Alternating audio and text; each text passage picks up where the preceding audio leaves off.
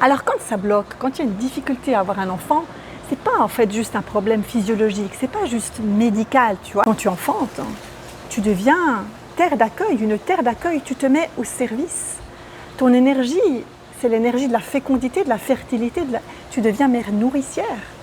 Et pour moi, c'est un don d'amour infini, que le fait de mettre au monde un enfant enfanté. Donc Vraiment, tu complètes ce principe féminin, l'énergie féminine étant reliée beaucoup à cette énergie du don d'amour. Et pour moi, elle se manifeste totalement dans le fait d'enfanter. Tomber enceinte, c'est accueillir un autre être, accueillir, on pourrait appeler ça une âme. Et pour moi, l'utérus de la femme, c'est le berceau d'une autre âme, potentiellement, quand la femme enfante biologiquement. Et cette âme qui vient, elle vient avec toute son histoire, son bagage, avec toutes les blessures et les acquis qu'elle porte. Parce que ce n'est pas le début en général pour cette âme. Tu accueilles vraiment un être qui va être amené à aller vers sa complétude. Tu n'accueilles pas n'importe qui, il y a une résonance avec cette âme particulière.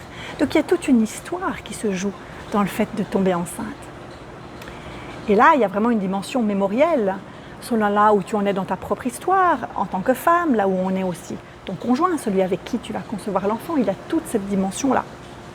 Selon aussi l'union des deux arbres généalogiques qui se rencontrent, toute une empreinte transgénérationnelle est léguée à l'enfant. Et oui, toute une histoire. Alors quand ça bloque, quand il y a une difficulté à avoir un enfant, c'est pas en fait juste un problème physiologique, c'est pas juste médical, tu vois. Il y a quelque chose qui se joue ailleurs, quelque chose qui se joue en amont, je dirais. Moi je dis dans l'invisible, dans ton subconscient, dans ce qui est enfoui. Alors on peut parler évidemment de tout ce qui est enfoui, les peurs, les croyances, les secrets familiaux, la dimension énergétique cellulaire. Elle est bel et bien là.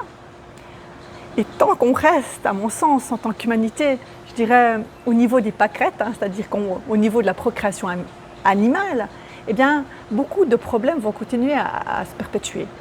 On continue de faire perdurer comme ça les histoires, ça se répète. Tu vois même la dimension karmique, des lourdeurs qui se répètent dans les familles, la transmission de schémas, les souffrances. Tu vois un petit peu à la Zola, si tu as lu Zola, il y a les choses qui se répètent, tu vois.